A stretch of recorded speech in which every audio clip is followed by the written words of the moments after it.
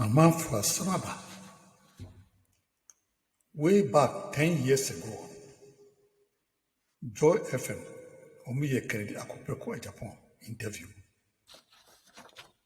The Swuti and someone can Wumua Utumuse, Papa, he has Ghana at heart, or Dogana for Donne Mayankasa. Obi a said Unini free as an area home. Oh, free a dancy asopwa, Katie Hamon, the area. Which when you good grader when you skanko school. Utimisi pam back Kennedy Horn, a sin honum, a be huno. My credit to be piano, Tiani fees in Amu Kuskumu, Tiani Bibia. Side Nipawi. Usheda wede wakumapa magana fuankasa. O done mine o dogania sankasa. Se di party say, this will wait my bottom ska, Eddie Abwa Ghana for no officer obey presenter, a dear obey. Obano obey mapping or Ghana, a dear officer of the Ghana Scarbay. O my year president pon or in bottom scan or the Ghana for. Where president dia Sikana, Ghana Sikano, we make sure said it for so about much more Ghana for Ankasa. Because opposite Ghana for United. What my Ghana for United years. Instead of so why you Botumska, or be Ghana for a ska beginning someone, or be Ghana for. In yet there was a sort of Kugua Bridge. So Sunday, the no can send you from Kugua Bridge. I don't know before Ghana, the Kugua Bridge, or the other. When the check difference, the work Kennedy Agyapong and the other politicians. When you scan the Kugua Bridge, no Tagana Papaya, no say, Obuni Capre. Kennedy Agyapong. Oh, yes, sir. Montesa. The person, the coffee video. No Juno. Omodia Shimonukosi. Nation small kind. Near a dear or Yama Ghana for a judge mount. And we remember Cassan Wapino. Me couldn't go to you. And the first time about Chinese one. Omodia subscribe, mammy. Neshe only as soon as you the Joe comment was your home. You couldn't go to you. I'm 2.5 hours drive away from Accra, and I'm in a sin dumping. And this is the Kensville Mansion. It belongs to Honorable Ken Agyapong, who is a member of parliament, a businessman, a philanthropist, and a very interesting character, full of inspiration from the younger generation. Well, what I'm going to do today is just to have a free-flowing chat with him, as usual, on Autograph. You come with me.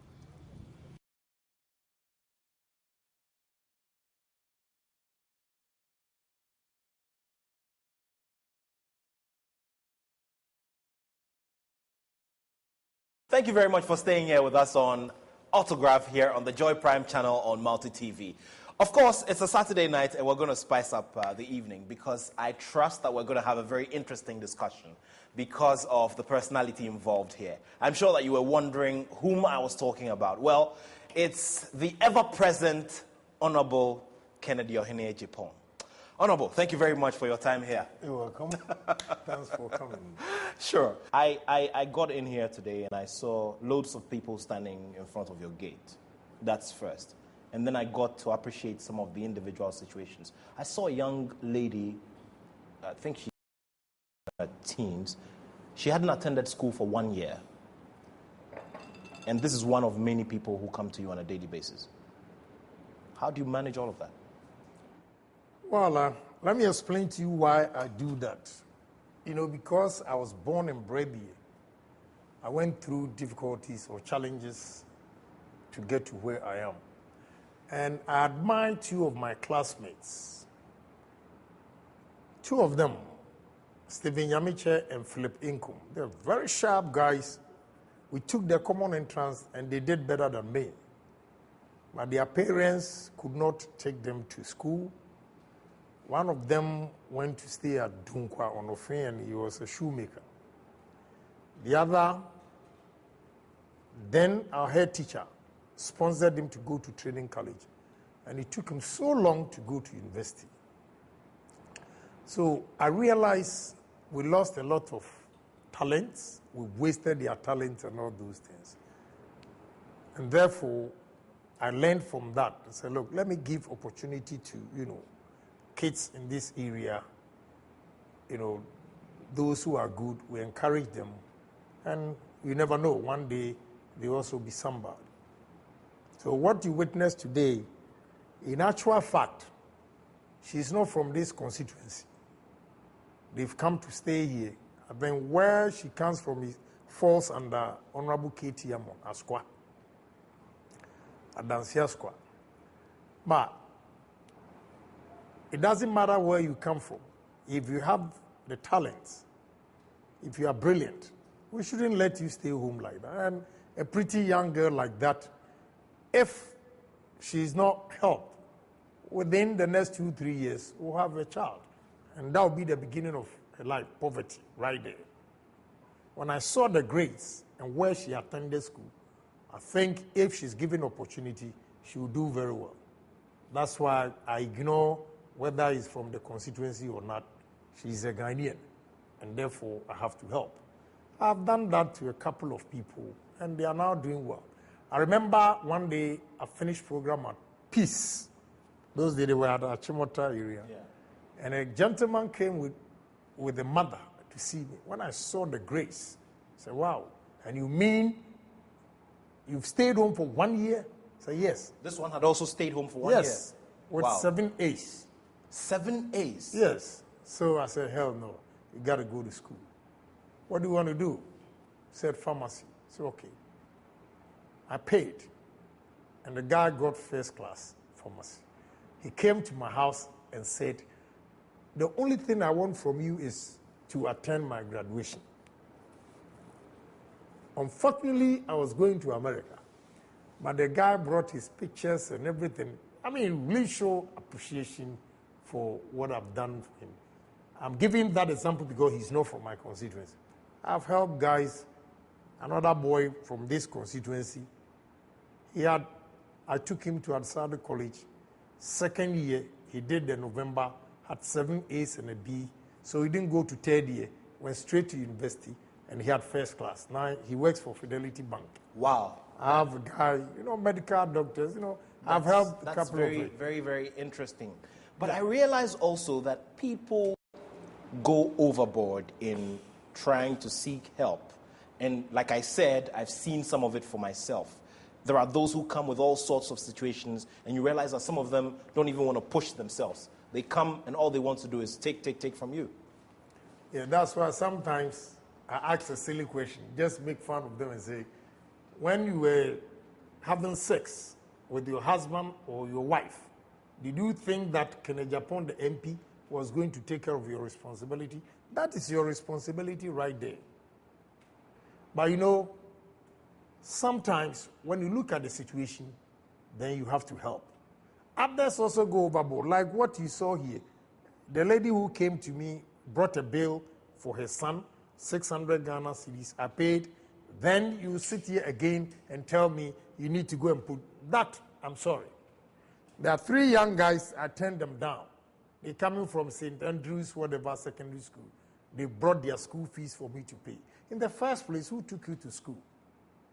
Your father knows very well, or your mother knows very well that this is a private school and decided to take it. I don't think any parent will do that and ask you to come. If the parent has challenge, they'll come to me with the child. But not students, 3 of them, they brought their school fee. You think I'm a kid? That, I'm not going to do it. A lady who came here, she's working as a husband, you have a baby. Now you say you are doing long distance and I have to pay. How much is long distance? You have to work hard. See, when we were in school, as far back as Form 1 in Adsado College on vacation, I'll come to my mother's shop at Okanshi, took some of the things and sell. I was hawking on the street with it. Here's PK chocolate, Tatra, Nazet, here's Rob. Okay, we went to Germany. I was washing plates, although I'd finished this form. You know, you needed to do something to survive. These people shift their responsibilities on politicians. They don't challenge themselves. They don't do anything. The slightest challenge they have, they go to their MP.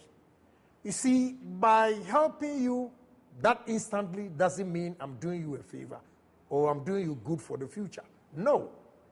I have to sometimes tell them the truth. That look, it doesn't come easy. I was driving taxi in America. I work at gas station. I work at bakery. I went to university at the age of 33. It has not been simple and easy like that. I don't know what has become of Ghanaians that, you know, everything they are going to their MP. That's why I didn't want to go again, honestly. Wow. You don't want to go stand in your constituency anymore? I'm tired, you know. Honestly, Why? I'm tired. Why? But why? I'm a human being with this pressure. You have these guys who came, ambulance service. They have a genuine case. They've appealed to Ministry of Health for ties for their ambulance. They don't have it. The region doesn't have it. Now constituency, they fall on the MP. I decided to give them the check because I may be a victim one day and there will be no ambulance. That is why I gave them the check. I think of tomorrow, what can happen to me. And you know, at my father's funeral, when they offered their services, I was wondering why we need an ambulance service. But truly, we had about 7 people that collapsed and we needed their service. So today, if they come and they said their ties are not, you know, they've worn out, I have to help. I did not give my company check and gave my personal check to them because here, the way they do politics, whatever I do, even out of my own pocket, NDC will go and sit there and say that I use common fund, I use this. That is why I gave them my personal check.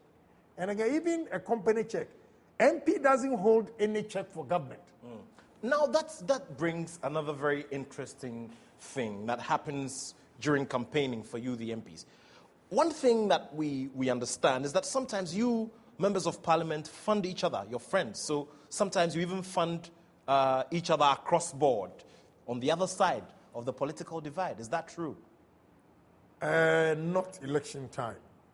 Probably, maybe their own internal elections. Then they will need your assistance. You know, if it's your friend, you help. But not on general election. MPP will go and fund NDC or NDC will go and fund MPP. That honestly, I see. It won't happen. You took me around on this massive, luxurious mansion with a lot of, acreage. I realized that the furnishing is just made of ideas from all over the world. You just replicate ideas that you see from all over the world. Yeah. How and why is that? It's because of exposure. I've traveled far and wide, and any nice thing that I see, I put it here. And any opportunity given to me, I want to create or replicate. See, it is not only the classroom work that will make you successful. And why we have myopic thinkers, especially politicians, they are so myopic because, when you travel with some of the politicians, excuse me, I have to goof a bit. When you travel with them, instead of staying in a good hotel, they want to keep their per diem, stay in the Ibis hotel for 40, give them bunk bed. What would you learn from bunk bed hotel? You see, the swimming pool is a first-class hotel. I slept at Ramabat, somewhere in India, and I saw the concept. It was so romantic. I said, okay, I'll do this. Okay? I've been to Dubai, I've been to South Africa, England, US. Wherever I go, I stay in the hotel. I pick the nice things, the deco and everything, a combination. So it's all about, when we're growing up, they say travel and see. When you live in Ghana here, it's like, they say in a blind man's world, one-eyed man is a king. Yeah. But when you go out there when everybody has two eyes to see what you are seeing, then, I have a book about Dubai, the king. It was just a fishing harbor, Dubai. And the whole Emirates is only Dubai does not have oil. But today, they are filthy rich because of his vision. The way he has built Dubai and all over the world, everybody is going there to spend money. You're sitting here on this very massive property, and within here we've got 30 plus rooms and counting, and you're looking forward to doing other things across, here.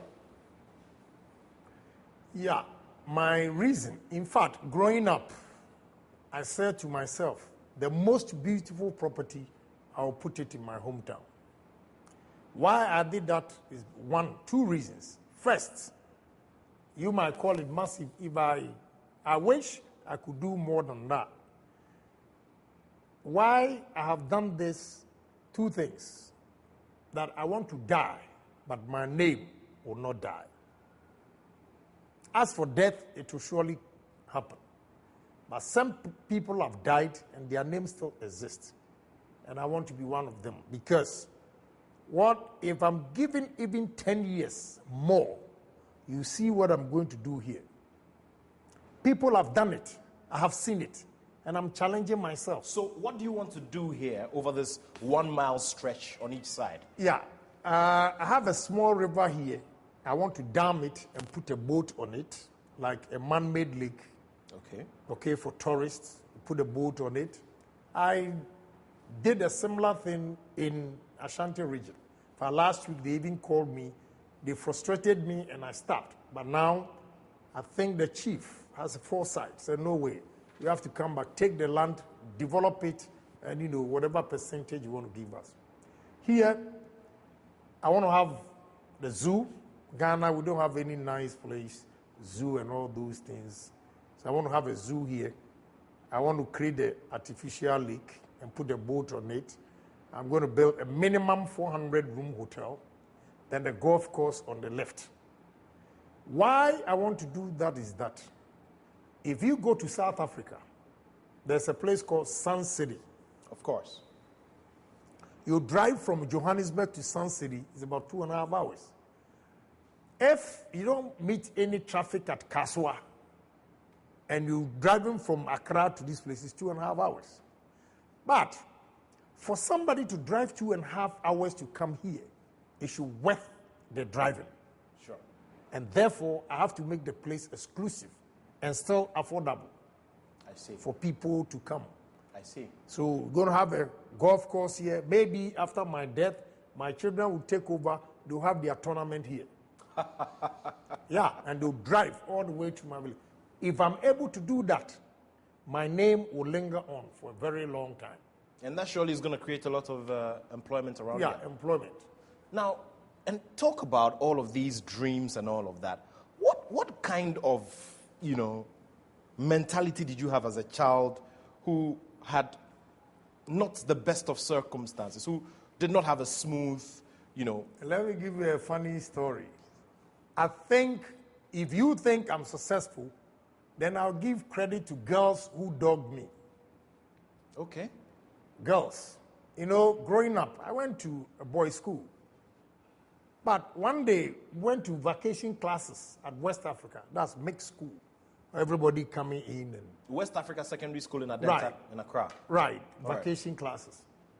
And I remember we're in Form 4, we were now being introduced to economics. I see. And I remember the man's name, the teacher is called Mensa. He asked, what is opportunity cost? And about 200 and something students, nobody could define opportunity cost. When I defined it, he asked a question, what school? And I said, at Sado College. And he said, no wonder. I got a lot of girls, I see.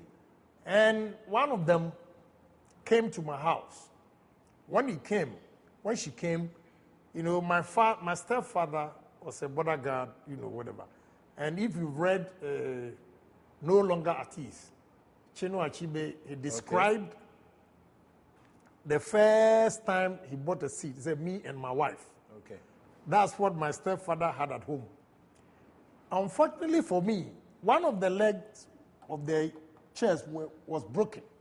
And you didn't know? We put it there, but I forgot. The lady came, she sat on it and fell, and she was exposed. Okay. She felt maybe, you know, those days, thought maybe I was setting her up. She did not understand poverty because she was living at a Salam Down, very beautiful house. But because of my brains, she gave me opportunity, and poverty I goofed. You know, she fell. I apologized to her, but she didn't take it kindly at all. I went with her to her house and all those things. When she entered, that was it.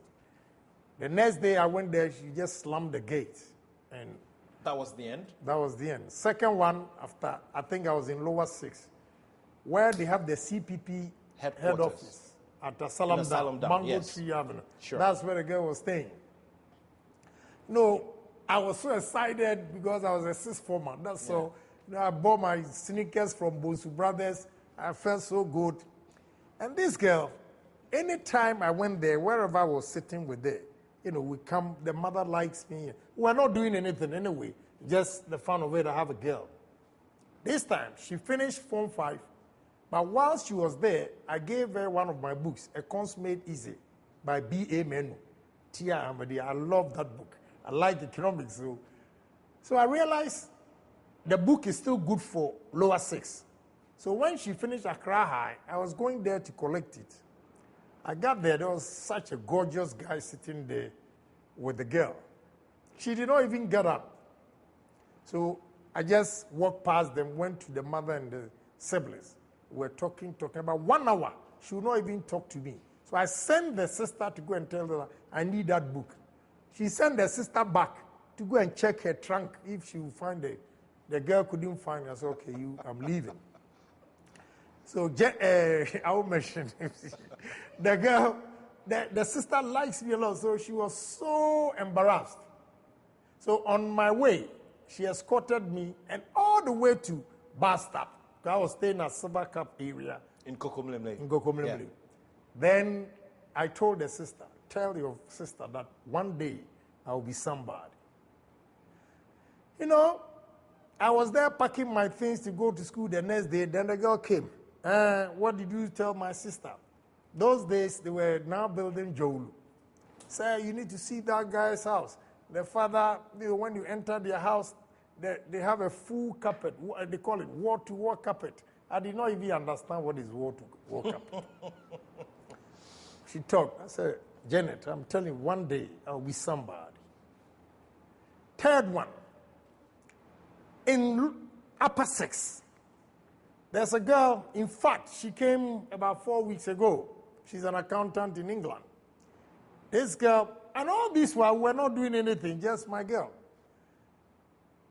We were taking African traditional religion, West African traditional religion. Then the first, they call me professor. My RS master calls me professor. So the first exam was New Testament, paper 1.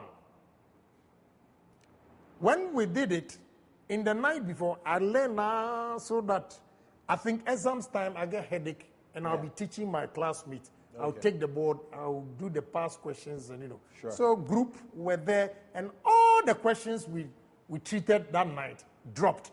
12 questions. I could answer all of them. So the RS master came in there. The guy answered only 2 questions and did this. Slept. Said, how? The master came and said, professor, your girlfriend is sleeping. So we finished the paper 1. Then paper 2, honestly, in Winneba Secondary School, the Form 5 and upper 6, they opened the classrooms. Fortunately for her, that day we were doing the paper 2. There was a Form 5 guy who did not have any paper. So I went to sit behind the girl and I started teaching them. So I'll quote, go nowhere among the Gentiles, go to the lordship of the house of Israel. That is peculiaristic aspect of Matthew. No, saying all these things, then I drew the attention of all the students who were doing the paper. You know what happened to me? When they said stop work, I had treated only 2 of my questions. That's how come, because I did November and had B, and still I had B because of that girl. And you were teaching her. Yes. That's wrong. And that's wrong. Yeah, it's wrong. That is why I'm telling you a story. So when they said stop work, I panicked and I released as if I was making love to a woman. I swear to God. With all this, the girl went to university. I went to hustle in America. After college, when I asked her to come and visit me, she said, well, as for my family, they will not allow me to marry anybody who is not a graduate. I said, what? You that I taught? You? Okay. So with all this poverty thing and experience, I said, look, me, one day, I'll be somebody. Have you met any of them? Yes. This one came about 4 weeks ago, and I took her to dinner. And I teased her a lot, say, yo, babe, you goof. Interesting character. The second one, she came to her father's funeral and needed a car. So I took the car to her. Then she told the brother, oh, this is my former boyfriend. And the brother said, what? Are you stupid? I said, so she was going to explain. I said, madam, please, don't even go there before I tell you everything. But, I don't hold anything against them because it prepared me for a better future. And it challenged you. Yeah. Yeah, so I'm cool. I'm surely I'm having a wonderful time as usual. And you can only get it here on Autograph, where we profile your favorite people and bring you their lifestyles. Honorable Kennedy Agyapong is my guest here. We'll do another round of commercials, and after that, we come back for some more revelations right here on Autograph. You know you have to stay right there, don't you?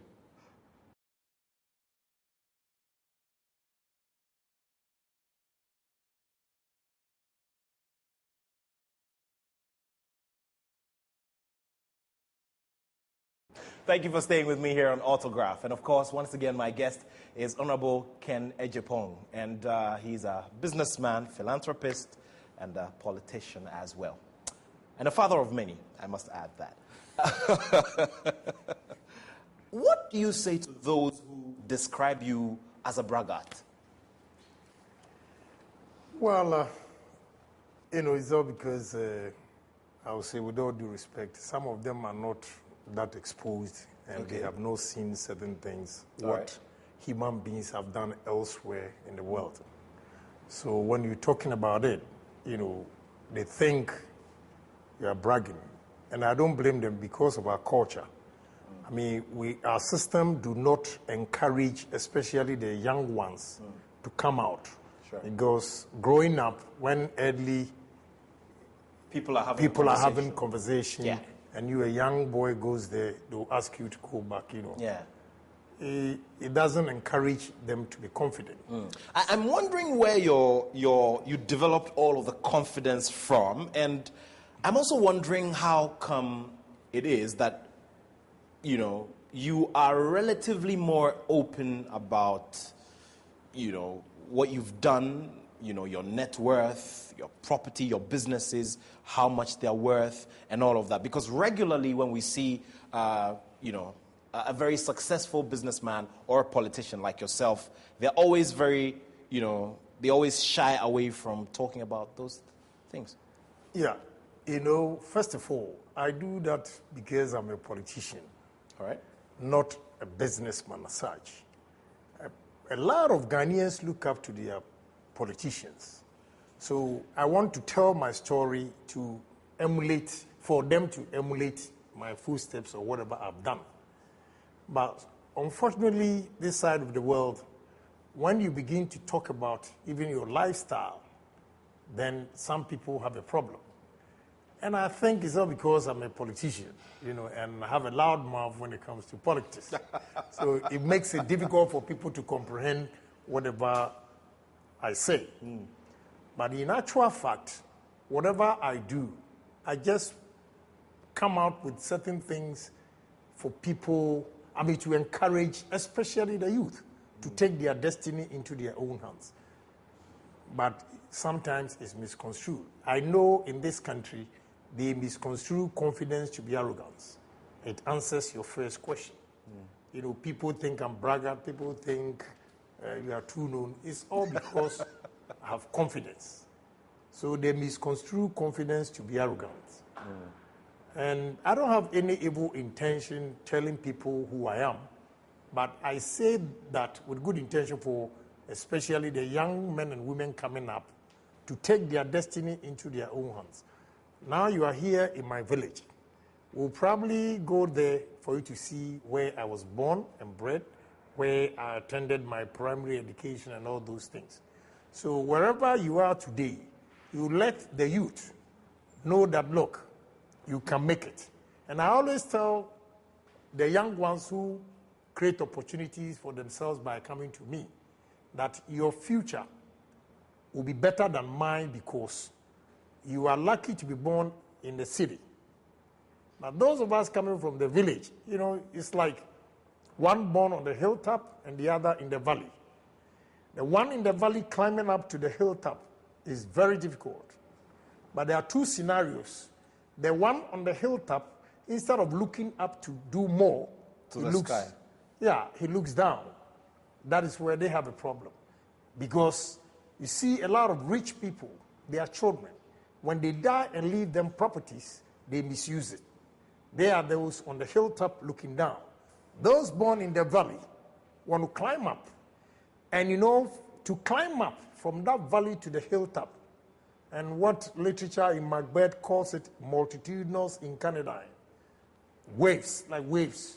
You go up, you drop, then you get up. So by the time you get to the hilltop, you have had a lot of experience.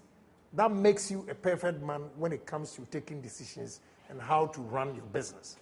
Now, talk about business. You do all sorts of, you know, businesses. You are into real estate, you're a media owner, and you have businesses all over the world as well.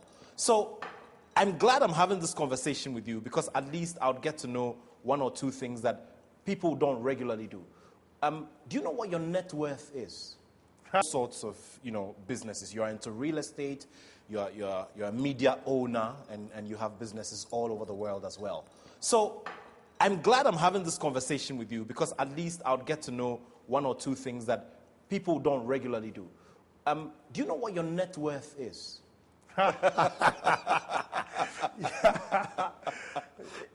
You know, my daughter, after first degree, I asked her to come and work for me for about a year before she goes back to do her master's.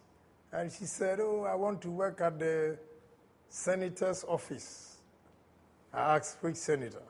And he said, New York senator, the black guy. What's his name? I've forgotten. Okay. Then he was talking plenty. So I said, look, girl, I sit in Africa and send $52,000 a year to pay your school fees. You are going to work for this senator or a mayor. Do you know how much they're worth?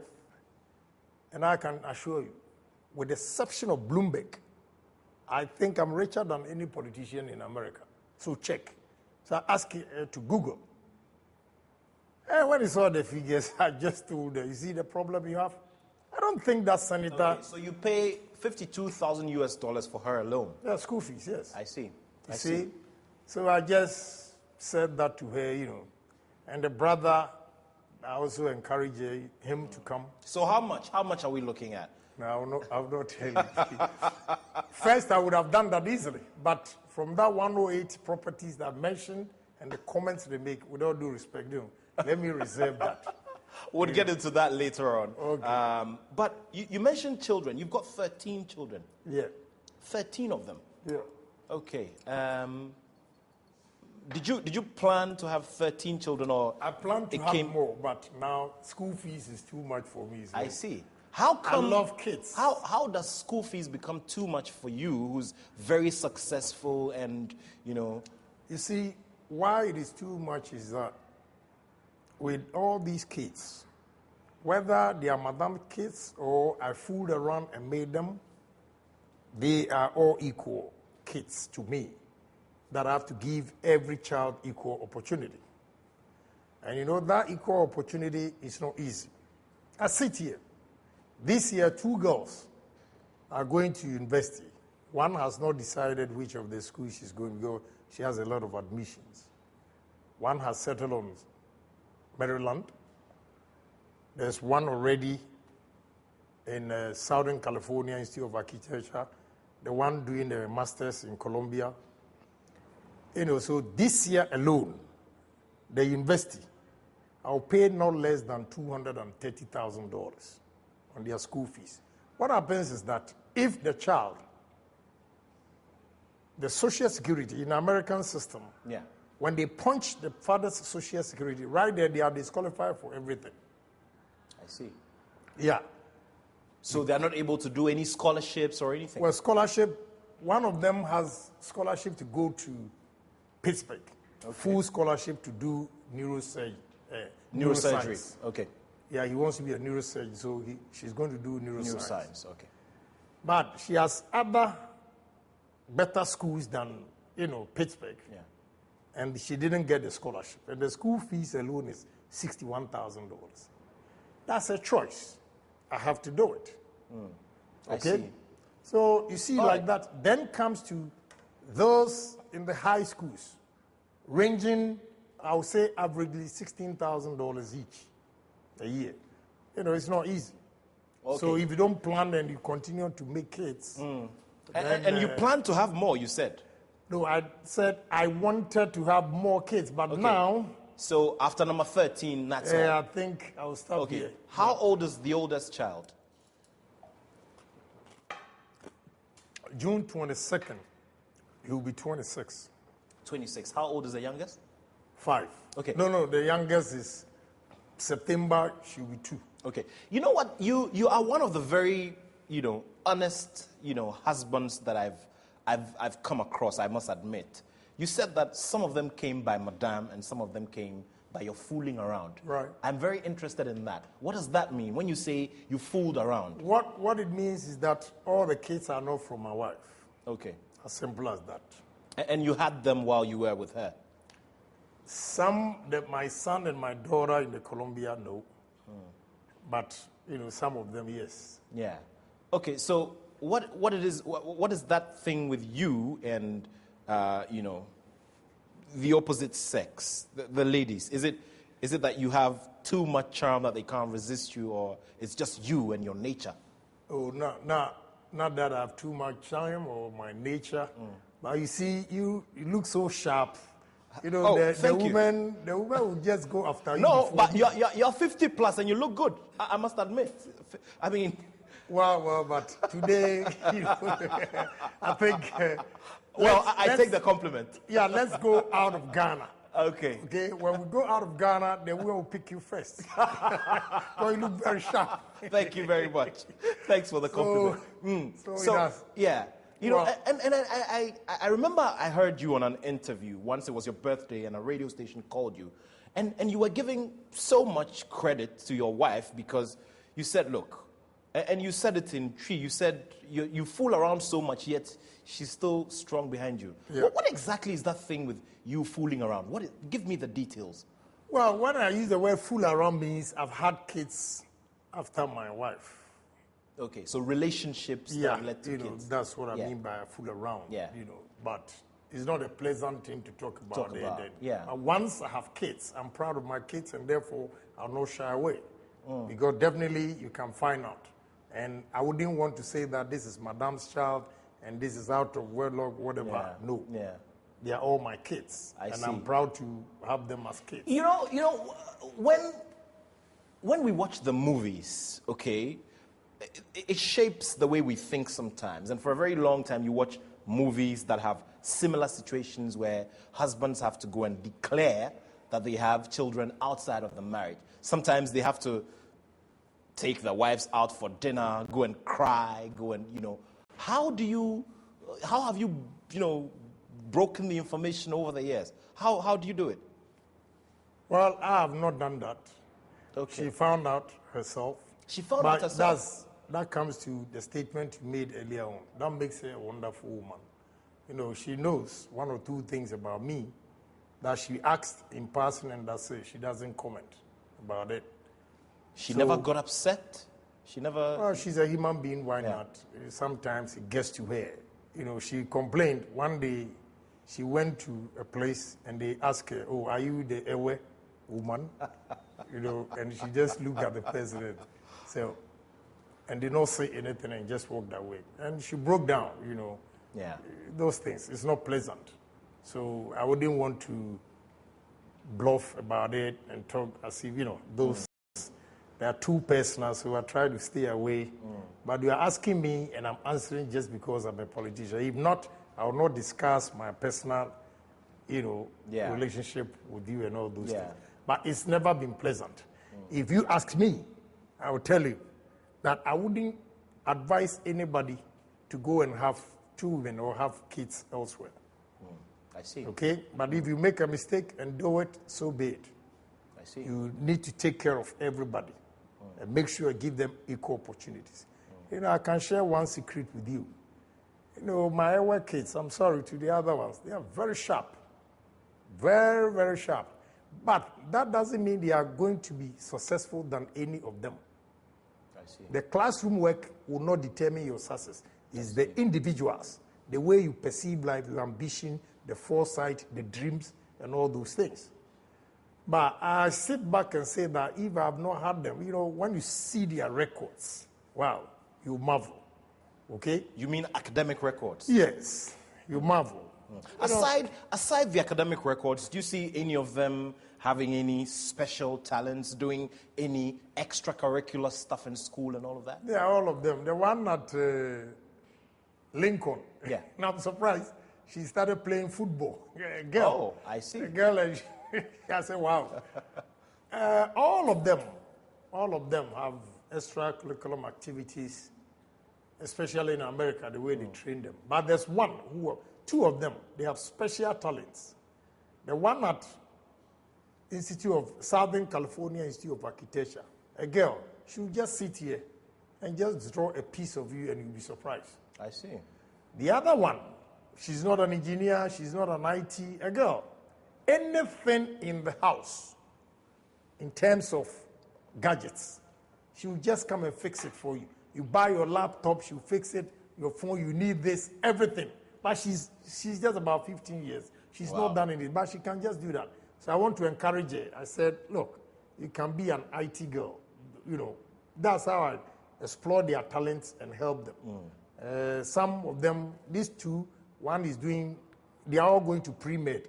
One is going to be a dentist. One is going to be a neurosurgeon. You know, the two coming, they all want to do business. Next year, there's another two. They all want to go to business school. Because one is very good in maths, the other very good in English. So I have all kinds of combinations. I will encourage all of them to finish college. Then I'll tap their talents and then promote them wherever they want to do and all this.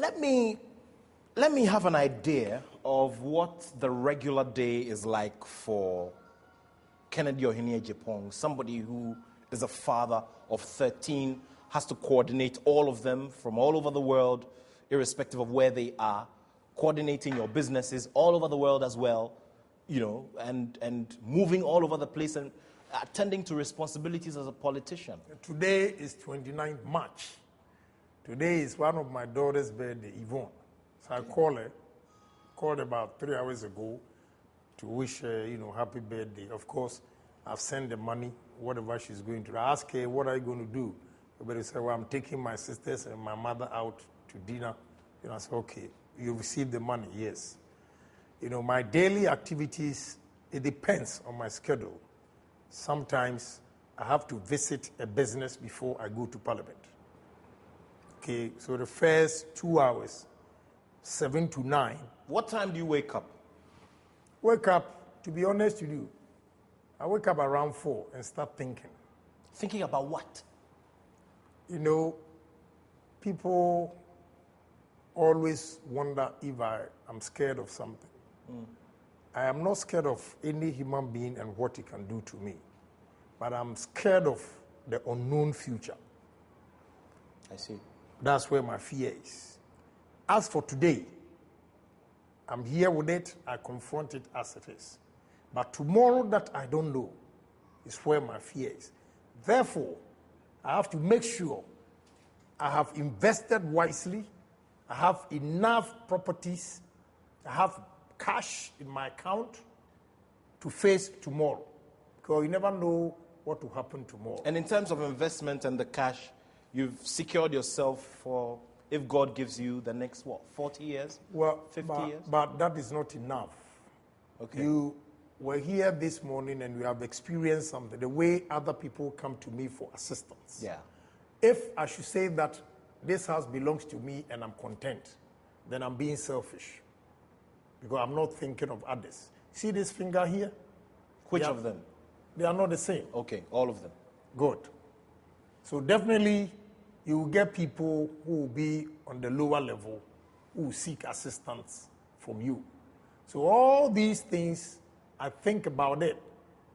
When you wake up at dawn? Yes. Thinking of, especially when I get panic is, last month I had quite a substantial amount in my account, but I could invest only $160,000 because of bills. Then I started panicking because I'm not used to it, that I see the money in my account and I can't invest it. This is where my fear is. So I wake up in the morning, by 6, I have headache because I think I'm not using my money properly. Then upon second thought, I said, well, not because I'm not using the money properly, but because of the situation we find ourselves in. I mean, my bills have tripled and I get panic. So every morning, 4 o'clock, I'll revisit all I did yesterday to find out what I did right and what I did not do well or what I did wrong. Then start afresh the next morning with it. I see. So the only time I get relief is after thinking so much, I just go on the treadmill or do exercise and I get relief before. How much exercise do you do every morning? Of late, I've been lazy. Okay. But if I'm doing it on the treadmill, I make sure I burn 625 calories and it takes me 70 minutes. Okay. At 3.7 kilometers an hour. I see. Then I burn 625 calories. But for the past 3 months, look at me. I've bloated because I've been lazy. And sometimes, I get tired, but I'll discipline myself. All right. I like that bit. I'm very interested in the bit about your philanthropy and all of that. I've seen some of it for myself. And honestly, at a point, I was even almost moved to tears when I saw one of the situations. We'll talk about a bit of that as well. And you're still here on Autograph on the Joy Prime channel on Multi TV. You stay right there. I'm sharing the good company of Honorable Kennedy Agyapong. And of course, there's still so much to talk about. We'll be talking some more about him away from everything that we know him for regularly. We're here in a plush residence in his hometown. And we'll be talking some more about the concepts, his other concepts about business and about developing other concepts for his community back in his hometown. Stay right there.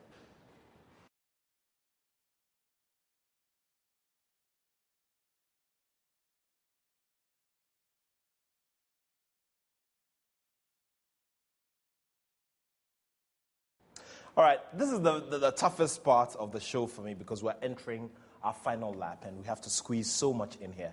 But well, let's try our best and see what we can get. Well, Honorable, you mentioned a whole lot of things about, what you are scared of and all of that. What's your faith? My faith, I believe in God, but I don't believe in the so-called pastors. So you're not Christian? I am a Christian. Anybody who thinks there's no God, personally, I think the person is a fool. Okay. Any form of religion, so long as you have a superior being that you worship, I don't have a problem. But I'm a Christian. I believe in God. But with the kind of pastors and priests that you have, deceiving people, healing them, meanwhile, when they are sick, they call the doctor to come and treat them. That I don't believe. That's why I don't go to church. My church is what you saw here. I give out to ordinary people, the needy ones. Instead of going to give collection and tithe for them to, use it for their lavish But you don't lifestyle. have all those kinds of pastors scattered all over the place. There are churches where, where your expectations of a setup of a church can be met. Mensa Utabo. Among the lot, I would say Mensa Utabo. I like his preaching, the way he preaches. So you visit his church sometimes? Not really. Okay. Not really, but I admire the way he preaches, It's factual, realities. He's always encouraging people to take their destiny into their own hands instead of relying on people. And anybody who attempts business and fail will attribute his or her failures to a witchcraft. And a pastor will tell you, your grandmother in the house, your mother in the house. No, this kind of indoctrination is hampering development in this country, honestly. So I don't go to church at all. I don't want to be indoctrinated. I have done BK, RS, theology. So I know my God. I don't want you to come and tell me what to do. So I don't go. I am a pure Methodist, but for some reason I've even forgotten about them because of late they are also behaving like the spiritual churches. They don't speak the truth. So I've just stopped. I'm on my own. I pray to God. I see. And he says, where 2 or 3 are gathered in my name, I'm there. Here, God is here. Right now, because we are more than 3. As simple as that. You mentioned the want to travel around the world. One of the reasons why you didn't go the full scale with your education. So are you satisfied with where you've been around the world now? So far, first, I was not. But now when I look at the people I employ, what they do, and sometimes the way they think, I say, oh, gee, I'm too smart. Because I did not finish Fordham University. I have PhDs working for me, masters, first degree, whatever. But when we sit down, some of them do not convince me that they have PhD. Okay, so I have not regretted at all. I see. Not at all. First I was, but now I think I'm okay. And I have to thank God for whatever, brings. And I have common sense. You see, common sense is more than dedication. Tell me about that day when you took the final decision that, okay, I'm done with school, Fordham University, we're not going along anymore. I want to go and look for money. Something happened. I was the best student in economics at Fordham University. So, and one guy, Atta, was also very good in French, a Ghanaian. Then one Spanish guy. So the school, the professors recommended us to some schools, companies. I was recommended to Smith Barney. Okay, it was Solomon and Solomon. Now Smith Barney. Then Atta went to AT&T. And I think rather it was a Jamaican guy. We're all blacks. And during the interview, I was in the 3rd year. They said, oh, we'll give you $89,000 a year. And when you finish, you get around 120. Meanwhile, I had over $1 million in a Greek bank in Ghana here. So I went home and asked my wife, you mean all this school, I'm going to finish and make $120,000? Then I might as well go and use my money and double it. In fact, my wife was disappointed. She wanted me to finish because when she looked at the GPA and the professors loved me because I was mature anyway. Not that I'm sharp, but because I was a mature student, I knew what I was about. So I concentrated, and America, if you are good, they will encourage you. So when I dropped, the dean and my economic professor, they were so disappointed. So I told my wife that, look, I will make it up for you to see. I will not let this money go waste. I will make it up, and I've done exactly that. I see. So no regrets with education. You're fine with that. You don't want to go to church because you think that you do your good and practice some of the principles of yeah, because I take 2 of the 10 commandments. 1, say, love thy God that created you. And the second one, if you are able to follow it, it covers the rest. That is, love your neighbor as yourself. If you love your neighbor, you will not kill him. as yourself, you not kill him. If you love your neighbor as yourself, you not go and steal. You know, it covers the rest of the 10 commandments. So I picked 2. Love that God that created you, and love your neighbor as yourself. And I move on with it. Talk about yourself. We were talking about looks earlier.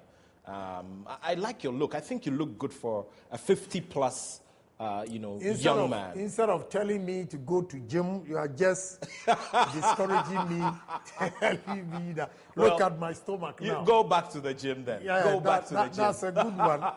You see, I just want to, if 55, I'll look like you, then I can say it. But thank you anyway for the compliment. Sure. But, Yeah, but talk about looks. I realize you have some gold studs on your teeth. Is it part of the look? No. When I was, I think, 1968, 8 years, I was knocked down by a car. All right. And I got 2 of the teeth out. I see. So growing up, when I was going to fix it, the dentist, he asked me, a silver or gold, and I chose gold. How expensive was it back then to do that? Well, dentistry and the dentist, you pay a lot, but I've forgotten. I don't think that time it was more than $3,000. I would not to exaggerate that, no. I see. But did you do that here in Ghana or? No, America. I see. And did you get any comments from anybody? And let me tell you, you see this and that. Yeah. I have a style, and the style probably is not good for me. I've stopped. You think it's a style here. I used to use my teeth to open sardine. I see. And crack. As you went along, yeah, all cracked. this, they are gold. Look here. Yeah, they are gold. But this, I was trying my macho style and, it cracked. Wow. So it's not a style that I deliberately left it. I see. Yeah. I see. So you decided to choose gold. Yeah, because I can use my teeth like this and open a sardine. I can use my finger and break sugar cane. I can fix it like the bam, break the coconut. Did you do any martial art or something? Yeah, I was a karateist in school. Okay. What level did you get to? Black. You're a black belt. I see. And you didn't continue? What happened? No. I'm too old now. My brother, this time, if you go and brag, they'll beat you up. Do you sometimes get physical with people who infuriate you? I've been tamed by being a member of parliament. Okay. So back then, you could do stuff like that? I was quick. I think I was being deceived. I thought I was strong. I would just kick instead of talking plenty. I see. But this time, So you were using your martial arts to, I had one bad experience.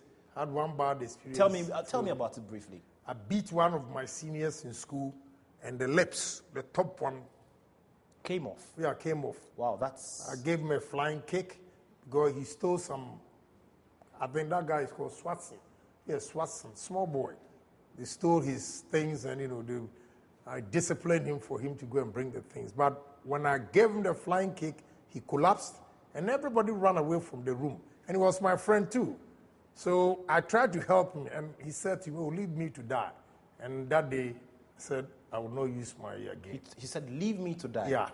And that day, that was it. That must have struck a lot of guilt. Yeah, I stopped karate and everything. I stopped. That was it. I see. Everybody ran away from the room. And when I tried to pick him up, he said I should leave him to die. Wow. I broke down. Is there any... You said you broke down? Yeah. Okay. My wife, I'm a human being. Okay. So you cry sometimes? Oh, of course, yes. When was the last time you cried? At my father's funeral, when my sisters were crying, and all their, whatever they were saying were full of praises, So I just wept. Yeah. I'm a human being. Why not? Sometimes when, I'm a human being. The tough man breaks down. Oh, wow, you have to. Then you are not a human being. Yeah, you cannot be tough everywhere without sympathizing, without showing emotions. Then you are not a human being. I'm very, very emotional. It's only my wife who can tell you. I see. And romantic as well? Very romantic. I see. My personal life is different from my political life. I see. Yeah? If you don't do that, women are very powerful. If you bring down your attitude outside to the house, they'll discipline you well. I see. They can decide not to talk to you, and you see how you feel. So you have to be a perfect gentleman at home.